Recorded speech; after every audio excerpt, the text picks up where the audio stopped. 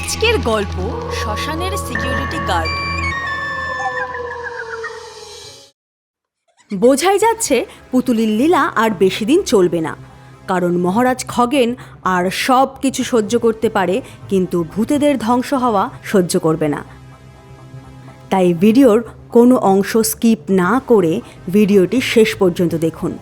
ভিডিওর শেষে রয়েছে আপনার জন্য একটি প্রশ্ন। খুব ভালো অভিজ্ঞতার জন্য হেডফোন ব্যবহার করুন। 24তম পর্ব। পিঙ্গা পিঙ্গিলো ভীমদেবীর আজ্ঞায় রাং রাং রাং রাং রাং রাং সহায় পিঙ্গা পিঙ্গা পিঙ্গা পিঙ্গিলো রাং রাং রাং রাং রাং রাং রাং রাং রাং। এই গোটা 6 মাস গেল কেটে, তুই ভূতপুরীতে এখনো কোনো খবর এলো না। ব্যাপার কি? ফিরে যেতে চাস? হ্যাঁ, ফিরে যাবি আবার আবার সেই কবরে? হ্যাঁ না না ওটা বাবা, আপনি আমার উদ্ধার কর্তা। আপনি ভুল বুঝলে কি করে হবে? আমি আপনাকে বোঝাতে পারবো না যে কতটা নজরদারির মধ্যে আমাকে রাখা হয়েছে ওঝা বাবা। আমার তো মনে হয় ভূতের রাজা খগেন আমার জন্য আলাদা করে শ্মশানে সিকিউরিটি গার্ড মোতায়েন করে রেখেছে। কোথাও বেরোলেই সব সময় কৈফিয়ত চায়। আর তাছাড়া ভূতগুলোর সাথে একটু বন্ধুত্ব না করলে যে সব জায়গার কোড ওয়ার্ডও পাবো না, আবার ভূতেদের বিশ্বাসও অর্জন করা হবে না। এই যে আপনার কাছে এসেছি, কত যে বলে এলাম বাবা রে বাবা। অনেক কথা, অনেক বেশি কথা আমার একদম পছন্দ না। রাং রাং রাং রাং রাং রাং রাং। তোকে আর 3 মাস সময় দিলাম, এরই মধ্যে খগেনের সব খবর জানা, নইলে তুই তোর কবরের ঠিকানা খুব ভালো করে চিনিস। ফিঙ্গা ফিঙ্গা। হয়ে যাবে বাবা, হয়ে যাবে ওঝা বাবা। একবার সুযোগ দিন, আমি এর পরের বার খবর আনবই আনবো। এটা নিয়ে যা। যতদিন না খগেনের দুর্বলতার খবর আনবি, ততদিন যে ভূতকে যখন পারবি তখন এই বিভূতি ছিটিয়ে অজ্ঞান করে আমার কাছে পাঠাবি রে, আমার কাছে, বুঝলি?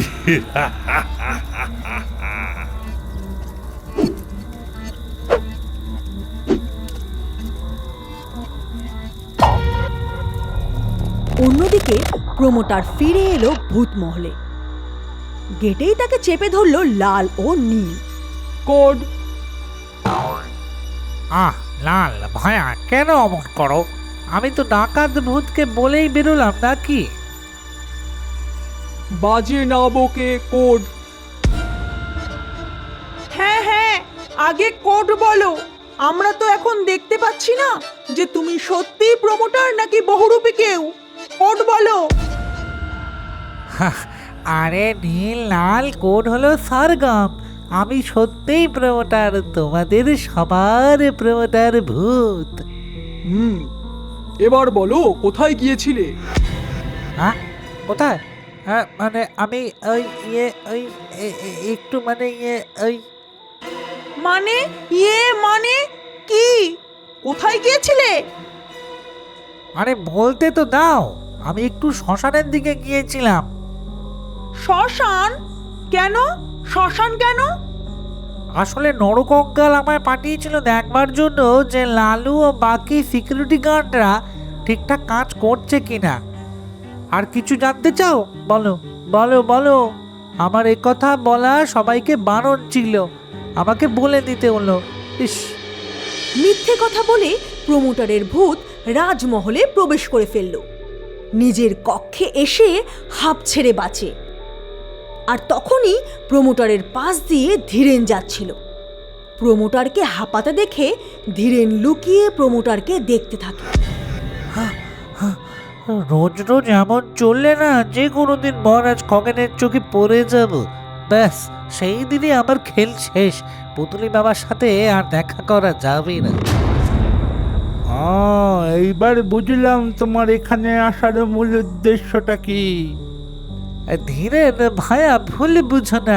আরে আর এখন এই অসময়ে এইখানেই বা তুমি কেন? আমি একদম সঠিক সময়ে এসেছি, নইলে এই পুতলির চরকে ধরতাম কিভাবে? তবে এইখানে খেল শেষ তোমার। আমি এখনই গিয়ে মহারাজ খগেনকে সব কথা জানাচ্ছি। ছি ছি ছি ছি, ভূতেদের বিশ্বাস ভাঙলে। আরে দাঁড়াও, এত তারা কিসের যাওয়ার? দাঁড়াও দাঁড়াও দাঁড়াও, আমার কথাটা তো একবার শোনো। না না, কোনো বিশ্বাসঘাতকের কথা আমি শুনবো না, কোনো কথা টথা না, আমি এক্ষুনি যাব। যেই না ধীরেন বেরোতে যাবে, ওই প্রমোটার পুতলি ওঝার দেওয়া সেই মন্ত্রপুত বিভূতি ছিটিয়ে দেয় ধীরেনের গায়ে। আরে বাবা রে, বাঁচাও বাঁচাও, ওরে বাবা রে, ওমা, ওমা। আর এসে পৌঁছয় ওই পুতুলি ওঝার ডেরায়। সাবাস প্রমোটার, সাবাস প্রমোটার। ফিঙ্গা ফিঙ্গিলো, ফিঙ্গা ফিঙ্গা ফিঙ্গিলো, বৈমুদেবীর আজ্ঞায় রাং রাং রাং রাং রাং রাং সহায়। এবার পালা, আসল পালা, আসল ভূতের খালি করে দেব খগেন, খালি খালি করে দেব। আমি আসছি খুব জলদি, গুটি গুটি পায়। পুতুল হতে প্রস্তুত হও, পুতুল হতে খগেন, পুতুল হবে তুমি। রাং রাং রাং রাং রাং রাং রাং।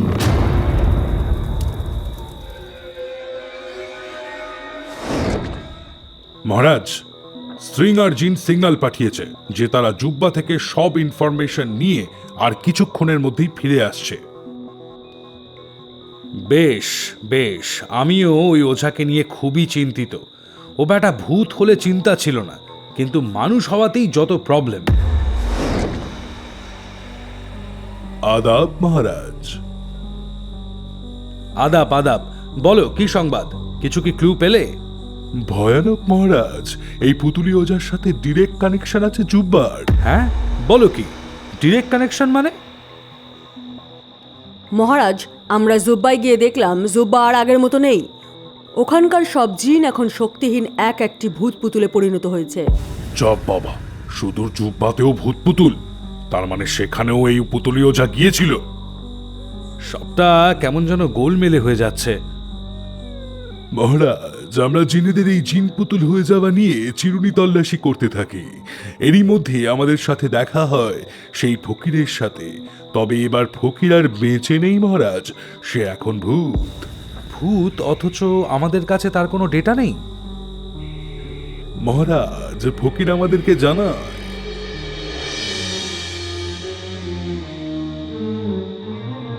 এই জিনেদের জিন পুতুল হওয়ার দোষ আমারই। মানে একটু খুলে বলুন। আমি ছিলাম ফকির মানুষ। আমি দেশ দেশান্তর ঘুরে ঘুরে ভিক্ষা করতাম।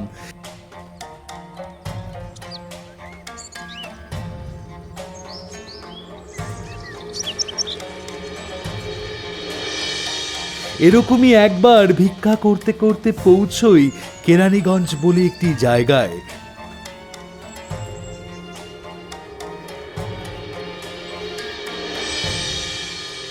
সেখানে এক ওঝা আমায় বেশ কয়েকদিনের জন্য থাকতে দেয়। প্রথম প্রথম বেশ ভালোই সেবা করতে থাকে, আর কয়েকদিনে আমিও তার সেবায় তুষ্ট হয়ে আমি সেই ওঝাকে একটি আশ্চর্য প্রদীপ দিই। বাস, তারপর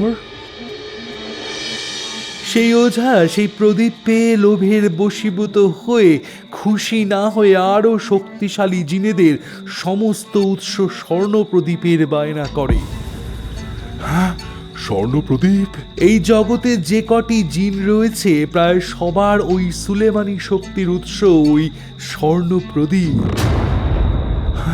তারপর একদিন ওই ওঝা আমার পায়ে ধরে কাঁদতে থাকে ওই স্বর্ণ প্রদীপের জন্য। আমাকে স্বর্ণ প্রদীপ দিন বাবা, আমি অনেক কিছু চাই। ফকির বাবা, আমি আপনাকে খুশি করেছি, কিছু তো দিন আমাকে, একটাই তো জিনিস চাইছি। আমিও এক সময় ওর মায়া কান্নায় ভুলে গিয়ে ওকে স্বর্ণ প্রদীপ পাওয়ার গোপন সাধনা বিদ্যা বলে দিই।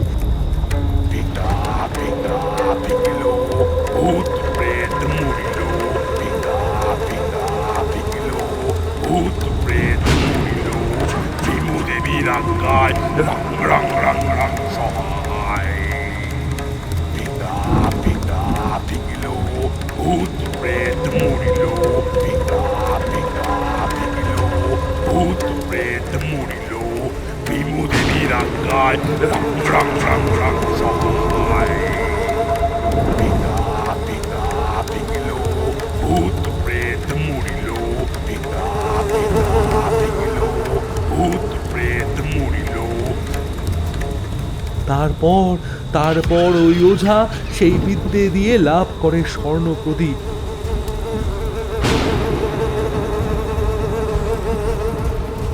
আর এই স্বর্ণ প্রদীপ পাওয়ার পরেই প্রথমেই আমাকে অদৃশ্য মায়াজালে বেঁধে হত্যা করে।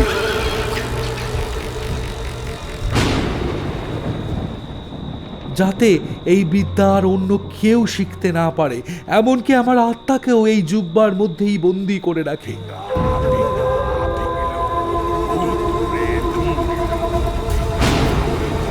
তারপর থেকেই ওই স্বর্ণ প্রদীপের সাহায্যে প্রায় বহু জিনকেই ডেকে তাদের উপর মন্ত্র দিয়ে তাদের সমস্ত শক্তি কেড়ে নেয় ও তারপর সেই শক্তিকে পুতুলের মধ্যে পুড়ে দিয়ে সেই পুতুলকে নিজের বশীভূত করে নিজের ঝোলায় রেখে দেয়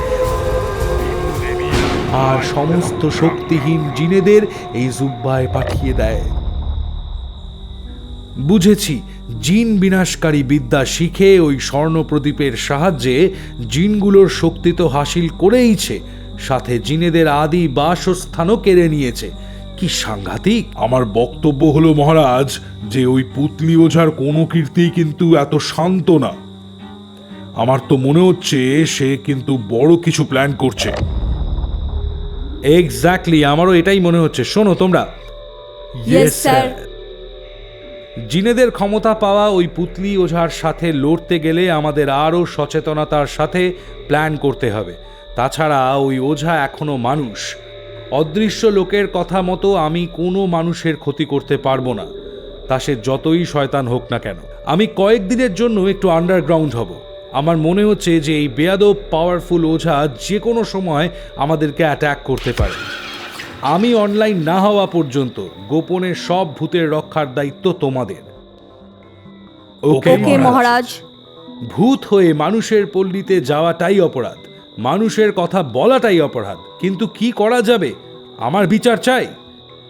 একদিকে আমি কোনো মানুষকে মারতে পারবো না, অপরদিকে আমি যদি পুতলিকে জব্দ না করি তাহলে ও আমাকে ও সবাইকে, সমস্ত ভূতেদের ভূত পুতুল করে দেবে। মহাবিপাক। এদিকে আজ বেশ কয়েকদিন ধরেই ধীরেন গায়েব, অথচ কারোর কোনো হুঁশ নেই, যে যার মতন কাজে ব্যস্ত। আর অন্যদিকে প্রমোটার ভূতের কাজে নরকঙ্কাল বিশেষ প্রসন্ন।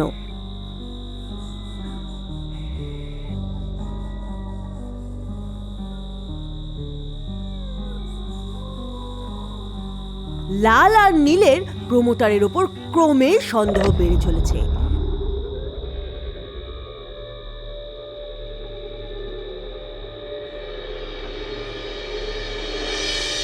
একবার শ্মশানে ডিউটি করতে করতে লাল নীলকে বলল, নীল ভাইয়া, কিছু লক্ষ্য করেছিস?